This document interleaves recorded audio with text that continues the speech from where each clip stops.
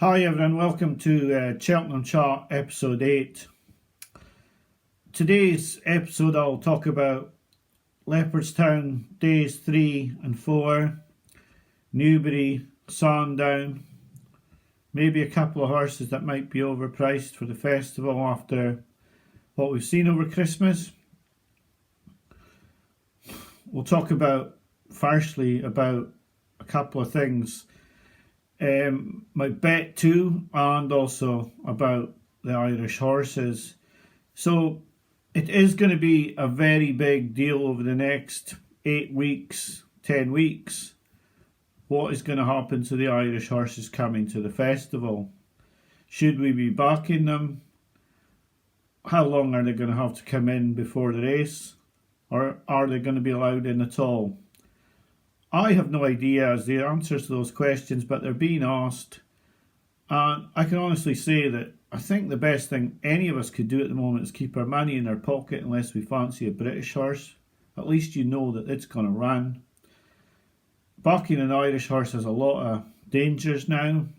Are you going to be having to try and get a justice refund? Is the horse going to have to come in early? That means it's out of its normal surroundings for quite a long time. And it may mean that its final gallops, etc., are not going to be done on the gallops that it's normally running on. So for me, there's a lot of questions there, and as I don't have the answers, and you're playing with your own money, my best advice would be to keep your money in your pocket, although people love to back for Cheltenham at this time of year. And also the fact is that the racing isn't that good, and so looking for the Cheltenham winners at this time is what a lot of people do. Coming on to the video today, I was really excited on Saturday night to be talking about 3 winners put up on Cheltenham Chart 7 out of 3 for Leopardstown's days 3 and 4, and they were put on the preview videos as well. But with all sort of tipping that you do, I have to actually answer questions on Cheltenham Chart as to why I've put up bet 2 as Delvino for the Mare's Novice, because she's jumped and travelled abysmally yesterday and ran an absolute shocking race. There's no getting away from the fact. There were people saying the owner didn't want to go to Cheltenham. Well, there'll be no point in going to Cheltenham with that horse unless there was something wrong yesterday, because she's plainly not good enough. And the bet put up by me was plainly not good enough either. And I've got my money on that horse, and it's not the £40 that I put on out of the bank from these videos on it either. It was a soul destroying performance, and from the first hurdle I knew she was beaten. Carrying her head right, carrying her head left. She didn't look like she was concentrating on racing at all. I really don't know what to make of it after travelling like a dream first time out. So I can only apologise for that. We'll get on to the ones I put up for on the last video as we go through the runners from Leopardstown, Newbury and Sandown. So getting on to that now, I can only apologise for Delvino, but it looks like it's money lost. Gallard Duminil started a great day for the Donnellys and Mallins on day 3 of Leopardstown. He blotted his copybook first time out, but he came back to form with a vengeance here. This was a good performance. He did what I think they thought he was going to do first time out, and he's romped this race. And he's definitely a Ballymore horse. I couldn't put you off at all. It was impressive, very impressive. Florine Porter started my exciting 2 days. I'd put him up at 18 to 1. There was a slight rule 4. He got an easy lead. There's no question about that. They let him go a little bit. I don't think they really thought he would stay there. He gave me heart failure after the last, ducking out to the left and nearly running out, but eventually winning by 6 lengths. I'm not sentimental in betting at all, and I won't be following Florine Porter in with another bet for the Stairs hurdle. I think he was let loose on the lead here. I'm not convinced he'll get that at Cheltenham, and maybe nearer the time I would look at him, but for me not for a stairs hurdle now at 12 to 1. I mean, we backed him in this race without Paisley Park and Time Hill at bigger odds than that, and I don't think I'll be going in at the shorter odds. Fury Road doesn't like the track. The Storyteller ran well.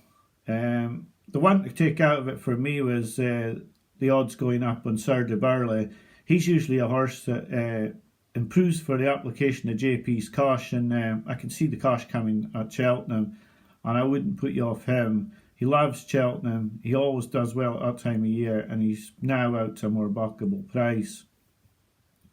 The two Savills chases, one at Tremor and one at Leopardstown, I think just confirmed the view of many that Album Photo's going to go to Cheltenham as the big Irish hope. He's won the last 2 Gold Cups, so that's not telling you what you don't know, but he beat nothing. His race told us nothing but he's alive. I mean, he beat a stablemate that probably wasn't fit, and 2 rivals that weren't going to stay. So, I mean, for me, I wouldn't be writing home about that performance. I just wasn't.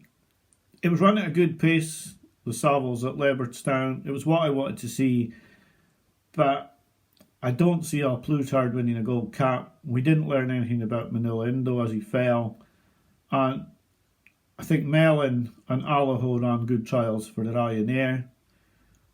Allaho is becoming my cliff horse, and I'm going to have to be very careful about Allaho going forward, because I could get trapped into putting him up as a bet or betting him myself, and I'm not convinced that he's good enough to be winning one of these, because he keeps disappointing. He looks like he's going through the race well. He looks like he's going to win, but he just isn't winning. And I'm going to have to be careful with him because he's one of my cliff horses. The Big Getaway was another winner for the Donnellys. He redeemed his reputation after a poor first chase. I still think he's a National Hunt Chase horse rather than an RSA horse, even though he's won over 2 miles 5 here. I don't think he can beat Latest Exhibition or Monkfish. I think Patrick should be shouting the house down trying to get him as his National Hunt Chase horse. I think he'd have a great chance in that, but you'd have to get on quick, because I think he'd be a huge gamble for the National Hunt Chase if he went there. He's 14 to 1 at the moment, but until you know he's running, there's no point in backing him. But I can see him being like 72 on the day if he went for this. Probably even less if he went for this. Pencil Full of Lead's the other horse I'd like to see going in the National Hunt Chase. But who knows where they will go. They may just keep him at 2 mile 5 and go against Envoy Allen again. But he was beaten last season by Envoy Allen, and I wouldn't see a different result. In fact, I'd see a far different result, because Sean Blue would expose his jumping frailties a bit. So for me, the Big Getaway would be a National Hunt Chase horse. The Donnellys and Mallins won the next as well, were Ramili's, and this was an impressive bumper winner. I liked him. I see him as a big worry for the number 1 slot among the Mallins runners in the bumper. 2 Kilcruit, 1 on the bridle. It's hard to say what he's beaten, but I was impressed.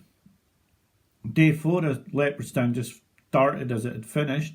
Statler for Mallins again. And this one, a few people have put up for Albert Bartlett on YouTube and on podcasts, and I couldn't put you off. He stays forever, and he just kept pulling out more and more. He's 20 to 1, and that's not the worst price in the world. For sure it isn't. So you could look at Statler for the Albert Bartlett. I believe it's been already named as its target as well. Then on to the second winner I put on the video out of the 3, Concertista.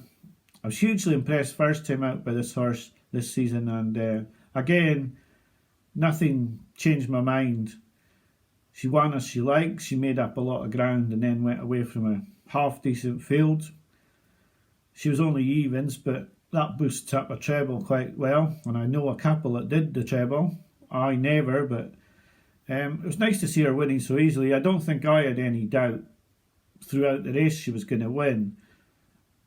And I think she'll put it up to Honeysuckle in the Mayor's Hurdle. Everyone knows how sweet I was on Honeysuckle last year. But like I say, there's no sentiment with me in betting. It's my money and I've got to try and win with it. and I would have her over Honeysuckle this season at the moment. What happens with Benny's going to be a big sort of like talking point, and I don't really know what the answer to that is, but I liked Concertista, and I think she would have a chance in a champion hurdle if she went there. I'm just going to have to change pages on here to go on to the next race, and the next one that you're talking about is another Mullins winner, Monkfish. This was some race. I liked both the first two.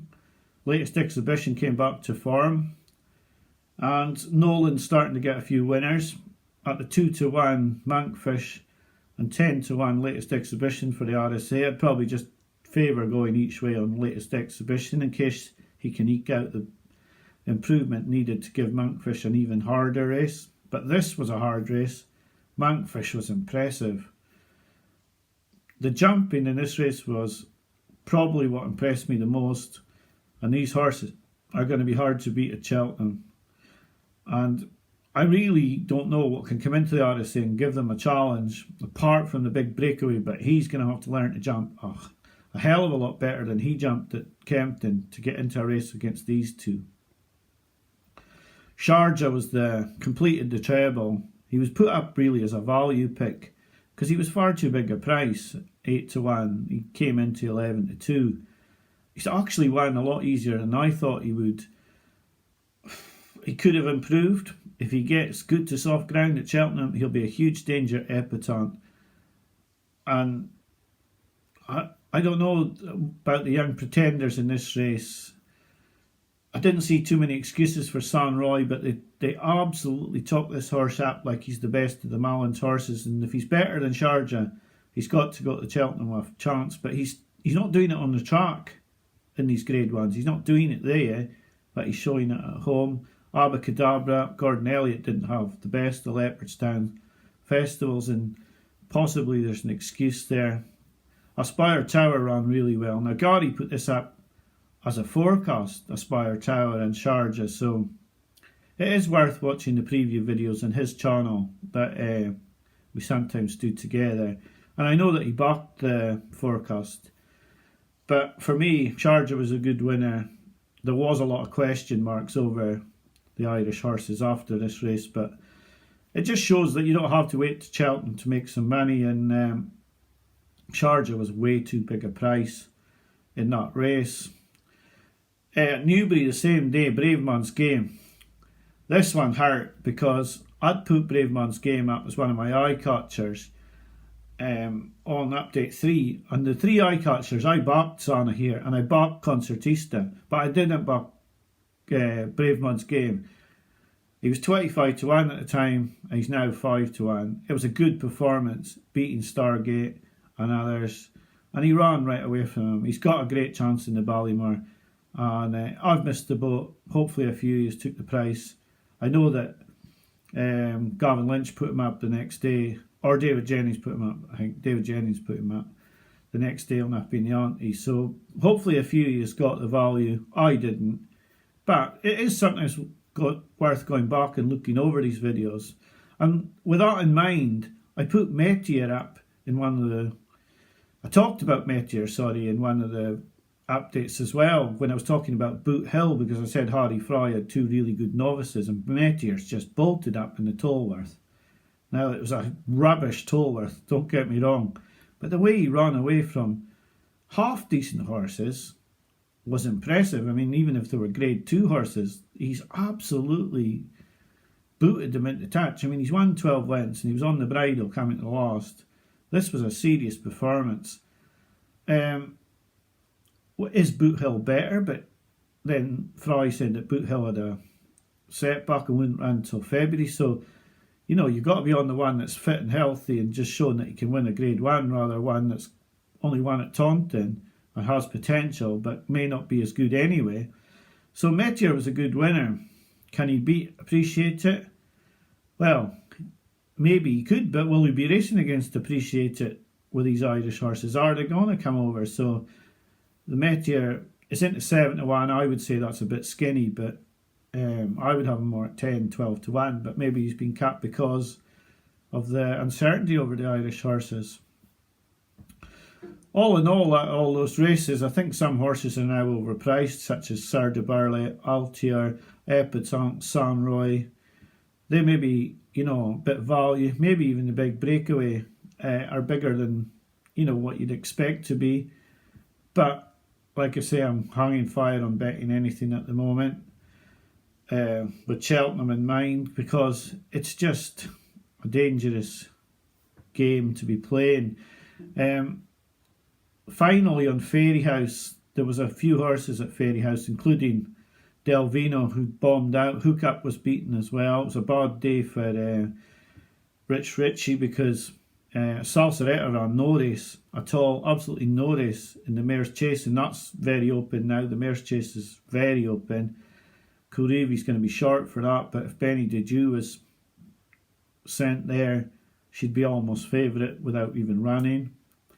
And I want to see Put the Kettle on it, in it, but it doesn't seem like that's going to happen. I do not get connections fantasising over winning a champion chase against the horses that are patently better than her, and I think she'd be far better off in this race. But that's all I can talk about today on Cheltenham Chart 8. I hope our Welsh national runners, Dominateur and Prime Venture at 25 to 1, will run well at the weekend. I won't be putting bets up, like I said, unless it's a British horse for Cheltenham over the next couple of weeks, until we get some sort of clarification or some sort of guidance as to what's going to happen. But hopefully you backed a couple of those winners that was put up last week to sort of make up for the dreadful second bet I've put up in Delvino. I'll be back to you next week. Have a great week. Thanks for watching, and bye for now.